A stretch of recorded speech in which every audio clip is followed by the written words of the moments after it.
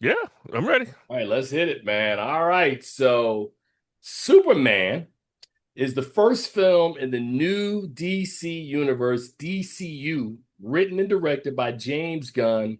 And how do you pronounce this brother's last name? David Cornsweet? Cornsweet? Corn sweat, yes. David Cornsweet, Rachel Brosnahan, Nicholas Holt, Edie Gathagi. Gathegi. Gathegi. Now, this is embarrassing because this is a guy I met and know, and I can't pronounce his last name because I never call him his last name. He's always Edie. Edie Gathegi, Anthony Carrigan, Nathan Fillion, and Isabella Merced. And the film follows Superman as he reconciles his alien heritage with his human upbringing, all while bringing hope to a fractured world. And since I respect Charles Kirkland so much and his take on this, Charles, I know your review is already up on the filmgordon.com and it's up worldwide because we put it on IMDb, brother. Share with the world your thoughts on Superman. First, I think this movie is incredibly done. I think James Gunn is very intelligent in the way he approaches this because just as we've had this time before talking about who Superman is, and I think everybody, and I think James Gunn believes everybody knows who Superman is, where he comes from, and so he doesn't bother in going into giving us the whole story about how he came to be and all that. We don't need an origin story. He just says he gives you a few lines at the beginning, and we're right into the movie, which I think is fantastic because we don't need to waste time. He doesn't even waste time talking about Lex Luthor. He doesn't all he's like, here are these people, this is what's going on, deal with it. And it works because who wants to sit down with all of that nonsense again? And so Superman is the Boy Scout, Green Lantern is the butthole, Luthor is evil, Mr. Terrific is fantastic. I should say terrific because he's terrific. So you're just giving all these characters, and he's giving you all this as you go along, and I think it works tremendously. There's great action. Everything is shot well. It's bright. It's not dark like the old Batman movies. We gotten rid of all that pathos, and we've got light humor. We got hope.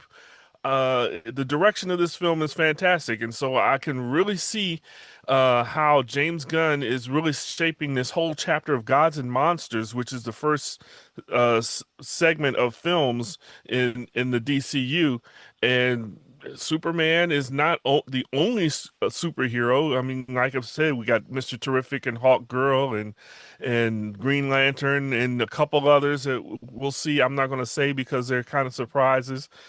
One of them, I was like, wow, okay, that's a real pull. But anyway. So yeah, I think the movie is well shot, well paced, story's great. He based it off of the comics like we talked about, All-Star Superman.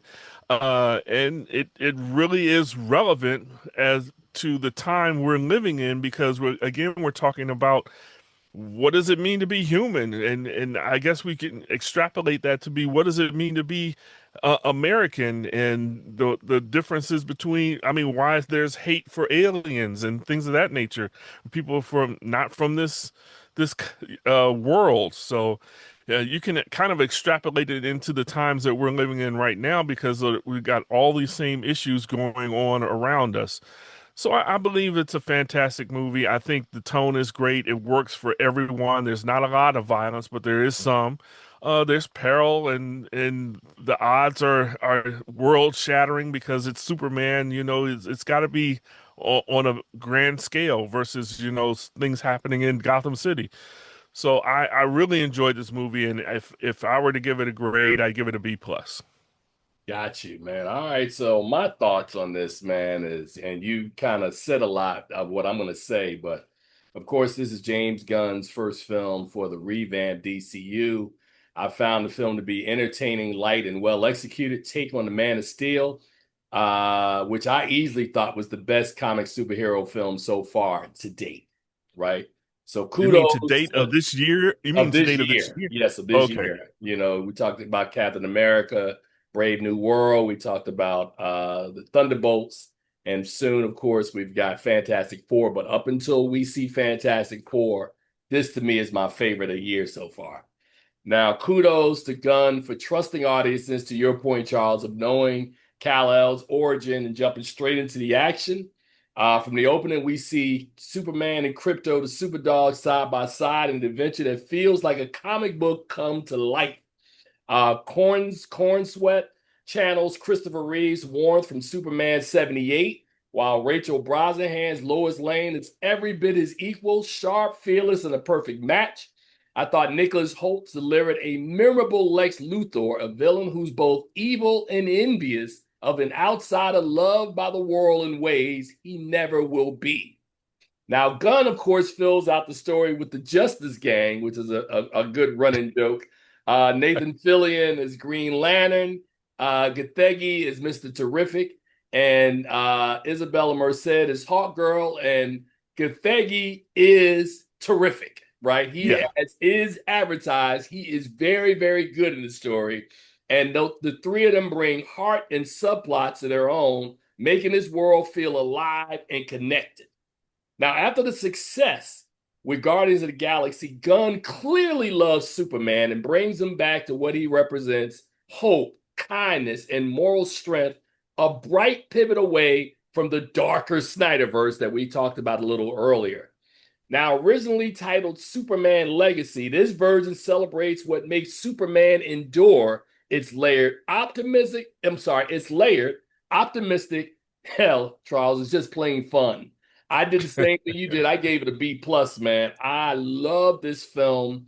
I went into it having read that there were lots of reviews of people that had seen it earlier, and they were going back and they were making tweaks, and folks were saying it wasn't well done. And I think you guys missed the mark, man. Superman is pretty impressive. And to me, it's probably the most fun I've had at a Superman movie since Superman 78.